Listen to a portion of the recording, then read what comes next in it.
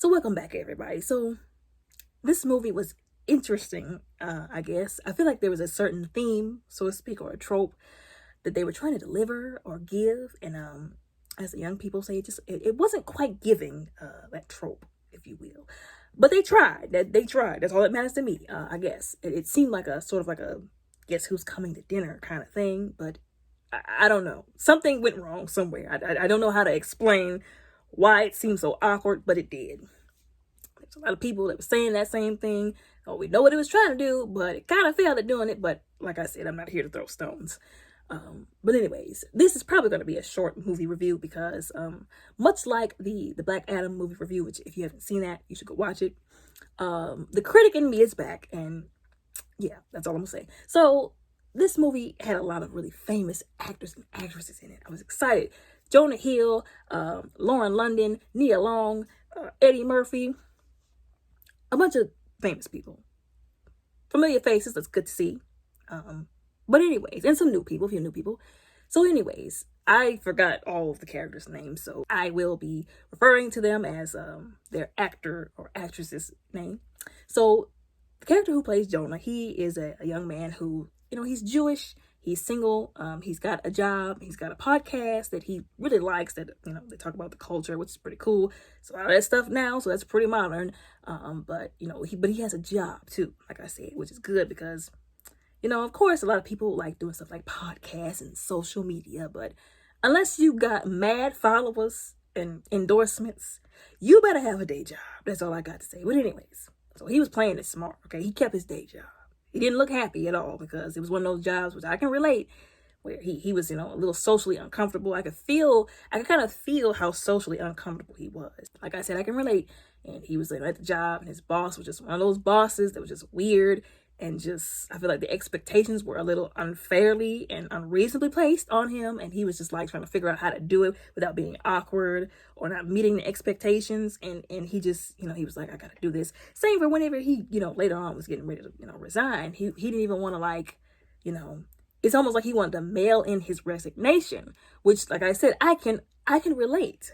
But anyways, he just seems like the type of person that doesn't like being in awkward situations for very long, or he doesn't like confrontation. And he was at that the little meeting. I forgot what it was called. It was like a church service with his family, and they were just bringing up all kinds of weird, inappropriate topics. And it's like, what makes y'all think he wants to talk to y'all about that? Especially some old raggedy people.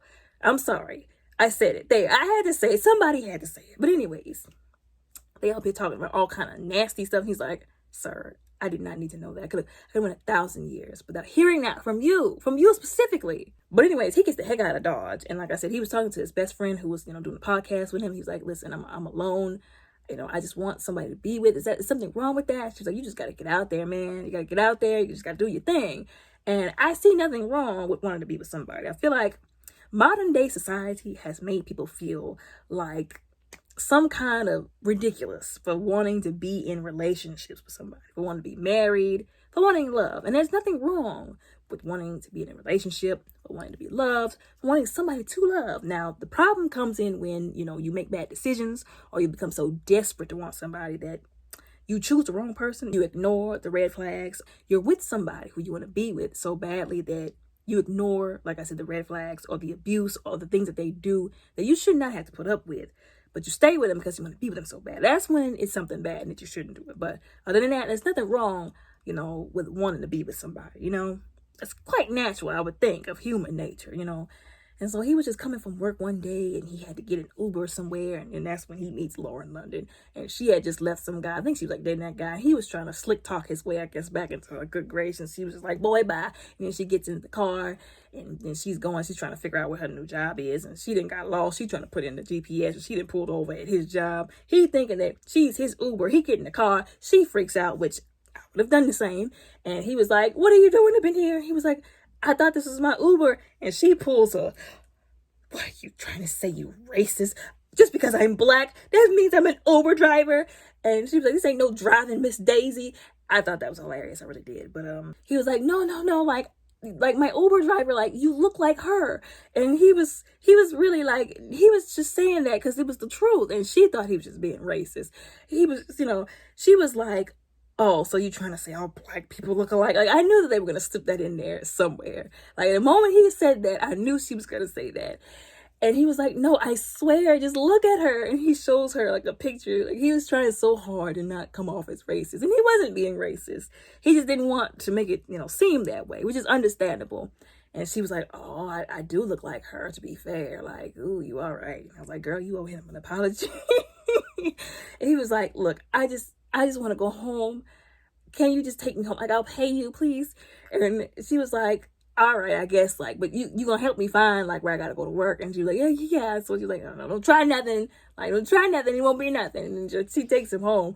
And I thought that whole scene was kind of funny. And that was how they met. Basically, like, how I met your mother kind of story. And I thought that was kind of cute. And they had I thought their romance was really cute. And, like, just really cute and adorable. They weren't, like, just going at it like crazy people. They weren't like smashing each other, so to speak, screwing each other left and right. Like, it was just like a simple, normal romance, like nothing smutty, like a lot of these new movies they got out nowadays. Like, and I'm not throwing stones, I'm just like, sometimes I just want like an appropriate film to watch. But anyways, it was just a normal thing. Even that little moment where they were together, I don't know if technically they were sleeping together. I don't know if that was their way of telling us that, them, being in the same house or apartment or whatever, but they were like, under the sheets and they were like talking to each other. I thought that was a cute, adorable little moment. And then he decides to introduce her to his parents. And I was like, okay, so this is the way you're supposed to do it. You find somebody, you fall in love, you're supposed to introduce them to your parents. Okay. That's the only right thing to do. That whole entire scene made me so uncomfortable. I had secondhand embarrassment for both of them. When that man, first of all, his father, let's address that first. His father sat up there and looked at her braids, her gorgeous braids, and said, oh yeah, Exhibit had braids. And I was just like, Exhibit? Really? Like, you couldn't say like somebody like Snoop Dogg, at least. Like, I ain't heard from Exhibit in a hot minute, but like, that was just unnecessary, sir. Like, and then his mother with the constant Black and pop culture references and sayings and jargon that she kept just spitting out at the speed of lightning.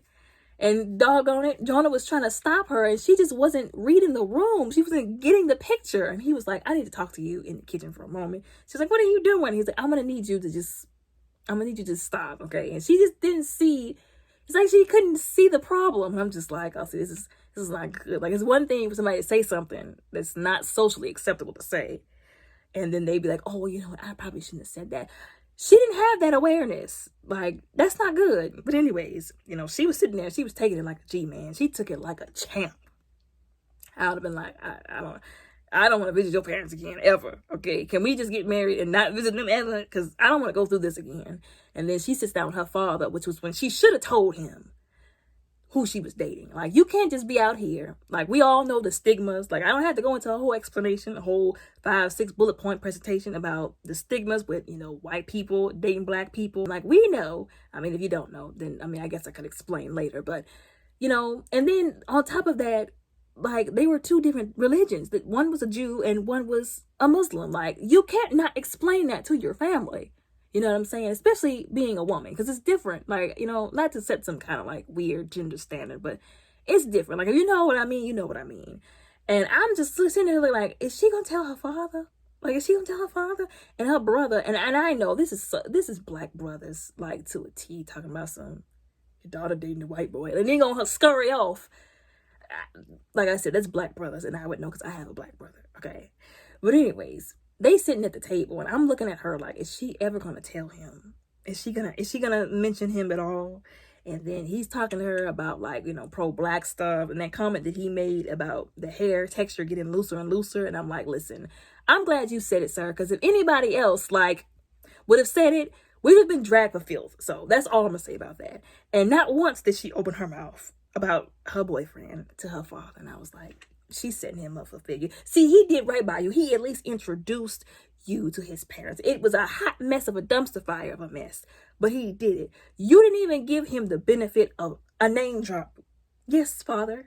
Yes, dad. I'm seeing somebody. You might not like who it is, but I'm seeing somebody. No. And then they all get together and she decides, they come up with the bright idea of, we should, like, get our family together, let our families meet each other. And I think before that, if I'm not mistaken, they had he went and met her dad and her mom. And I think, like I said, if I remember correctly, he didn't even tell her until after the fact. Like I said, she should be ashamed of herself for not interviewing. Like, I don't care, like, about the issue of race and religion. At that point, y'all are already too deep now to even make that, to consider that. You're already too deep. The only right thing would have been to tell them. But no, she kind of, like I said, she kind of gave him the short end of the stick, and he went out on a limb and was trying to fight through, like, his own anxiety and, social anxiety. And he was trying to tell these people, I don't mean it like that. Let me go back. He was trying to tell these beautiful melanated people that he was in love with their daughter and he wanted to marry her. He wanted to honor her with marriage. He thought more of her than just this beautiful caramel thing that's just, for his satisfaction. He wanted to make her an honest woman, and they were looking at him like, you the ninja? Oh, the white ninja, because that's what they said. I'm saying ninja to be appropriate. But they were like, oh, so you the white ninja that she been seeing that she didn't tell us about. And he was like, I just want to marry her. And whenever they had that conversation, well, whenever they look like that, that's black parents 101. Because most black parents, they are not up here for their black daughters marrying somebody white. That's just the honest truth, okay? And when he sat there and he looked at Jonah and Eddie Murphy said, you want to marry my daughter? Okay, you can try. I was like, oh my God, he just challenged you. I don't know if you know that, but he just challenged. And when you sat there and you didn't say nothing and you were like, oh, and you decided in your mind that you were still going to pursue her and marry her, you basically said challenge accepted. I don't know if you realized that, but you did. He tried to make that man's life a living hell, the stuff that he did. He literally tried to, child. Anyways, they started the hot mess with, she was like, well, you know what? I'm going to go out with your mom. We're going to have like a little girl's day out and they go to the spa. And then she gets the wrong idea and was like, immediately jumped to, you're just doing that because she's black. And she was trying to make her calm down because she was like, it wasn't like that. But she wouldn't even listen long enough to understand. That's what I'm talking about. No awareness. She looked mighty ridiculous. But anyways, I guess her heart was in the right place, but and then it's coming up, like I said, they didn't met each other because they're still going through this wedding, of course, much to the dismay of her parents, especially her father. And they're there, and then they get to talking about race. I was like, see, y'all just need to just leave that out of the conversation. Okay, talk about what y'all doing for a living, who got the most stocks and bonds. Did you get your 401k set in order? Are you retiring soon? Like, don't bring that up because that's going to lead to a fight that they almost got into.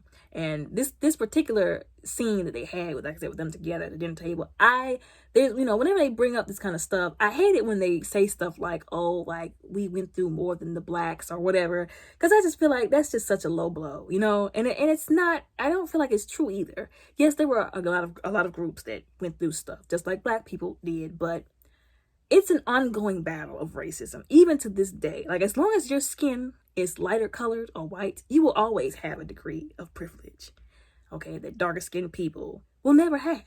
So to say that, some other group went through more than black people, I just feel like that's a false statement. And it's very hurtful. I'm going to be honest. Like, I kind of was like mad a little bit.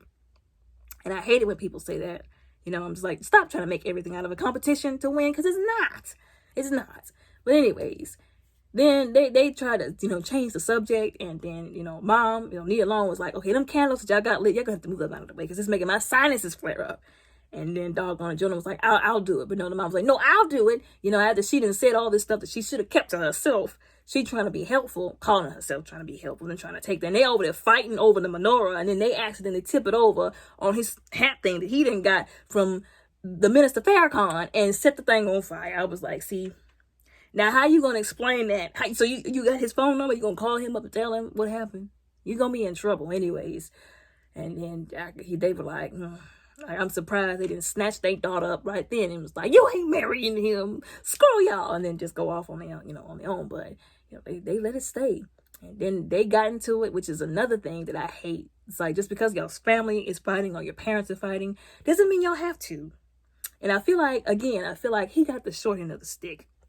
He was more concerned with whatever happened at the table. I'm sorry. Let's just not go to bed angry at each other. Like, I just love you. I just want things to work out. She was more concerned of, and what did your mama mean by that, huh? And, and I'm just like, see, this is why, I'm real adamant about, like, look, whether it's interracial dating or you dating the same person, that's the same color. You're dating the person of the same color. You have to marry people based off of the right things, okay? You go into a relationship based off of this person I want to spend the rest of my life with. I love this person. I want to honor this person. And we have a common goal in life. Our union is going to accomplish something. Even if it's just y'all being an example of a good relationship. Don't be out here marrying people for money because they look good, because the sex is good, because you want babies. Like, that's a shaky foundation to put a marriage on. Okay, so marry people for the right reasons. That goes for everybody. But when it comes to interracial dating, y'all are two different races. And even more when y'all are two completely different religions. You got to be mature individuals going into this kind of relationship. You got to be. And there are certain things you got to understand that don't apply to other relationships because they're the same color. You can't get quick to be, you can't be quick to be offended about stuff. Yeah, there are going to be people that might see y'all and talk about y'all just because. You got to think about that. And you got to be determined to not let the racial issues and offenses drive a wedge in between y'all. But I feel like she was trying to let that wedge come up in there. But he was, I feel like he was, like I said, he was getting the short end of the stick, but he was trying so hard. Like, he was doing what you're supposed to do in a relationship. Listen, you want to blame me? Blame me. I'm sorry. I'm sorry I didn't mean whatever was said.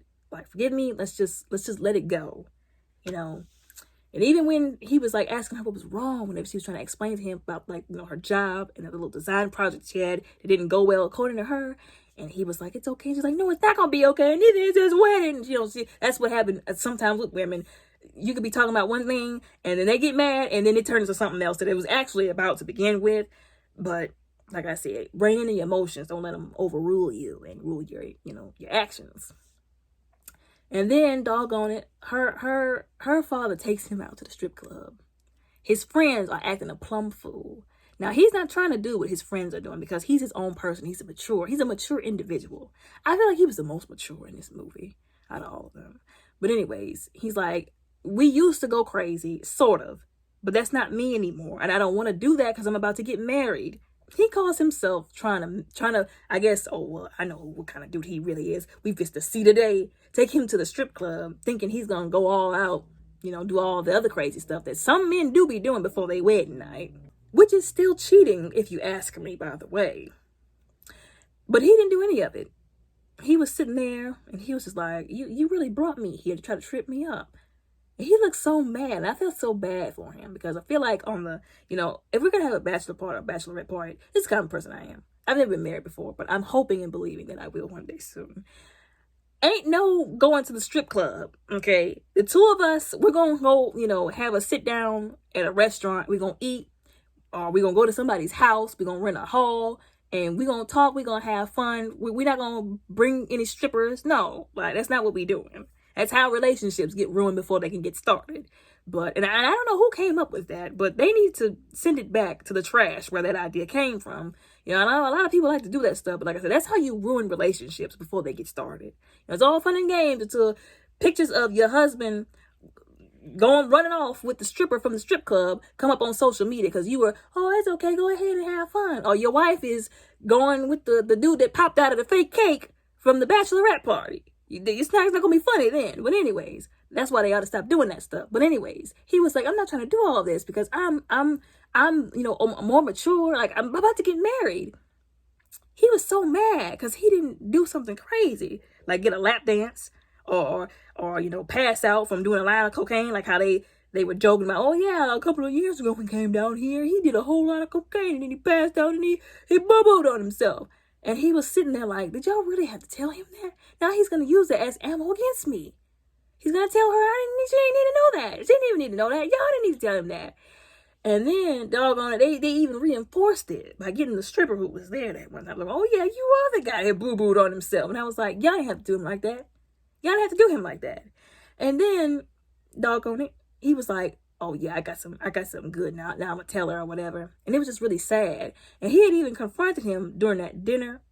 And he was saying like, you've been a real jerk, because listen, they got some fellas. Listen, some future brother-in-laws, or not brother-in-laws, son-in-laws, they would have mollywopped him for that. Okay, trying to ruin his relationship and embarrassing him, because that's the way some of these people, especially in the Gen Z, that's how some of them are moving now. But he came to him in a mature way, man to man, and said, "What you did is not right. I love your daughter, and I just want to make her my wife, and I just want to love her. And you just can't get over the fact that that I'm white, and that that I'm Jewish, but mostly because I'm white. Like it doesn't even have to be that way. We don't want it to be that way. I'm not saying forget about race. It's just you're making this out to be something that it doesn't have to be. And you're not right for what you did. And it's okay, because I'm still going to marry her and I still love her." And I was like, see, he handled it the right way. Because like I said, they got some fellas out there. Listen, the groom and the father of the bride would have been rolling around in the dirt, okay, fighting. And then, doggone it, she pulled his mother over to the side after her friends then came, and she's, "Oh my God, you're so gorgeous. Look at your hair. What is your hair? Is it Yaki 95? Is it the 1B? Is it the 1AA, the dark black?" Treating her friends like they're some exotic animals or something like that. And finally, she was just like, "You know exactly what you're doing." She's like, No, I didn't mean it that way. And she was like, "Yes, you did. And I don't appreciate it. You've been real passive aggressive with it." And then she had to go in on her, but she didn't handle it as well as he did.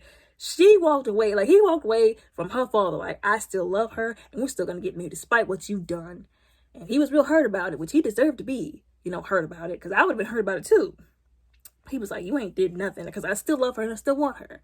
But she walked away from his mother like, "I can't do this no more." And I'm like, he just stood up for you to your father. How you going to do this to him? Look, if he can handle it, you can handle it too. But she was like, I don't want to do this no more. Call the wedding off." And I was like, come on now. You really going to let her do that?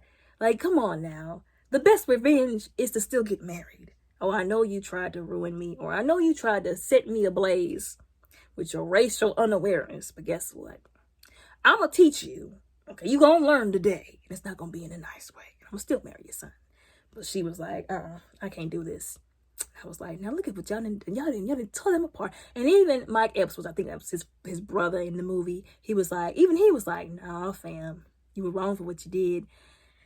I was like, see, even your own people are telling you.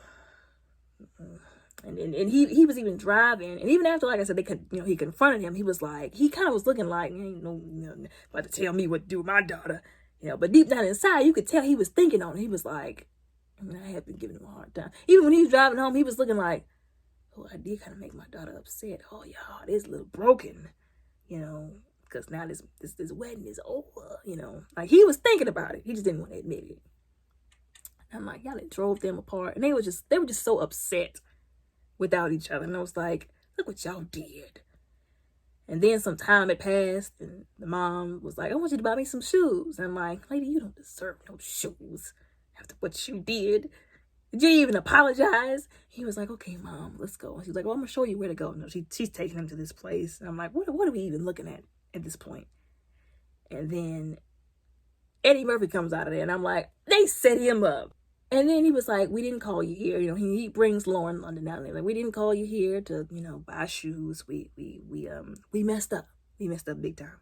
And in my mind, I was like, y'all more than messed up. Because they were trying so hard. And y'all were the ones that, like I said, y'all drove that wedge in between them. But she was like, we messed up. We did some things that we should not have done. I said some things I shouldn't have said. I'm sorry. And he was like, "You know what? You're good. You were good to my daughter. And I did some stuff that I had no business doing. I'm sorry.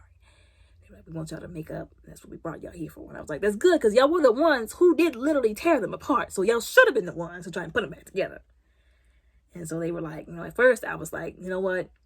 I want this to be too good to be true. I want them to reconcile and get back together. But I don't think that they are. I didn't actually think they were going to reconcile, y'all. I thought that they were just going to be like, "It's good to see you again. How's life going? That's great.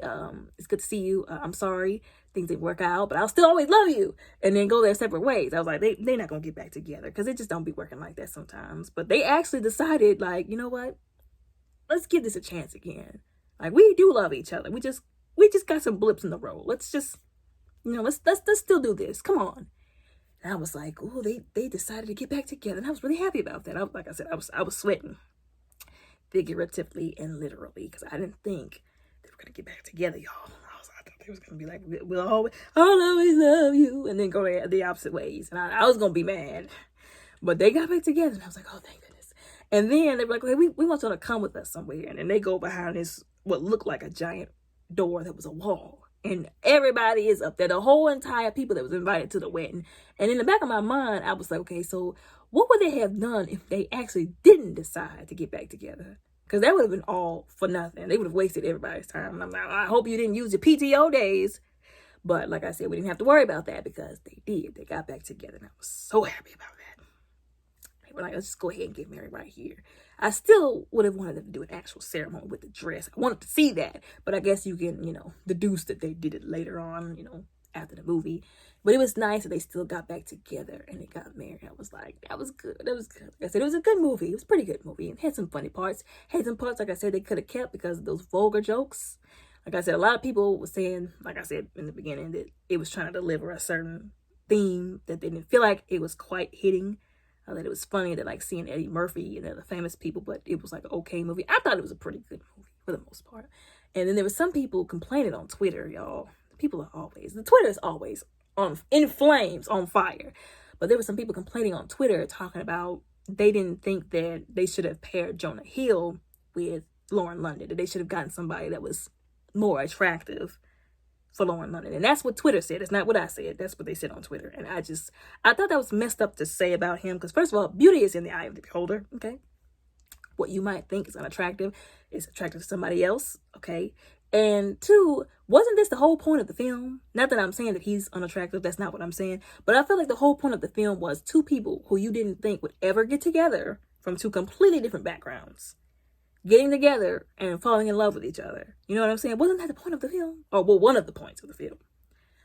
So I just thought that was like unreasonable and uncalled for to say about him. But like I said, I thought that it was a good idea. I thought that them starring in this together, them being co-stars, as the male and the female lead, I thought it was an interesting mashup, and I enjoyed it. I thought it was interesting. I never pictured them two together, but after seeing it on screen, it was interesting to me. I'll say that much. I liked it. Like I said, I feel like I gave it a little bit more credit. Like I know I probably made it seem like I was gonna rip this movie to shreds, but I gave it a little more credit. I gave it a little more credit than what I was going to. So it was pretty good. But anyways, y'all let me know what y'all think down in the comments below.